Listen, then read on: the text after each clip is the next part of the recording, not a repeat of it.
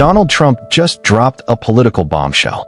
He says he will not allow Israel's Prime Minister, Benjamin Netanyahu, to annex the West Bank. That's a bold statement, considering the pressure Israel is under and the growing calls for a Palestinian state. So, what exactly is going on here, and why does this matter so much? Let's break it down.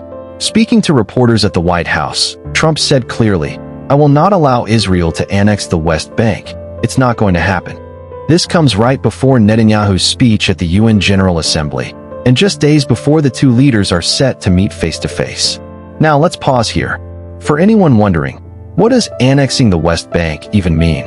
Well, in politics, annexing means when one country officially takes over territory and claims it as its own.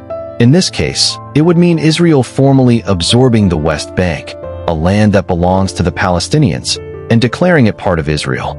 Basically, Israel would stop treating it as disputed territory and instead act like it fully owns it. That's why this is such a huge deal. For Palestinians, annexation would be seen as the death of their hopes for an independent state. And for many in the international community, it would violate international law. Now, here on this channel, we take stories like this, stories that are often wrapped in complex political language, and break them down in simple, everyday terms, so you always understand what's really going on. If you find this breakdown useful, make sure you hit that like button, subscribe, and turn on notifications so you don't miss the next update. So why is Trump saying no to Netanyahu's push for annexation? Well, right now, Israel is facing mounting global pressure to end its occupation of Palestinian territories. More and more countries, including the UK, France, Australia, and several in Europe, have officially recognized Palestine as an independent state. On top of that, the UN Secretary-General, Antonio Guterres, called annexation morally, legally, and politically intolerable. Even Israel's closest allies, like the UK and Germany, have warned them not to go down this road. And leaders of key Arab nations have told Trump directly that annexation could lead to dangerous consequences across the region. Saudi Arabia's foreign minister even said that the US president understands the risks very well. Meanwhile, Trump also hinted that a ceasefire deal in Gaza could be close, and maybe, just maybe, even a bigger peace agreement in the works. Whether that's realistic or just political talk, we'll have to wait and see. But here's the bottom line. Netanyahu's far-right coalition sees annexation as a way to prevent a Palestinian state from ever being created. Palestinians and much of the world, on the other hand, see it as outright land theft.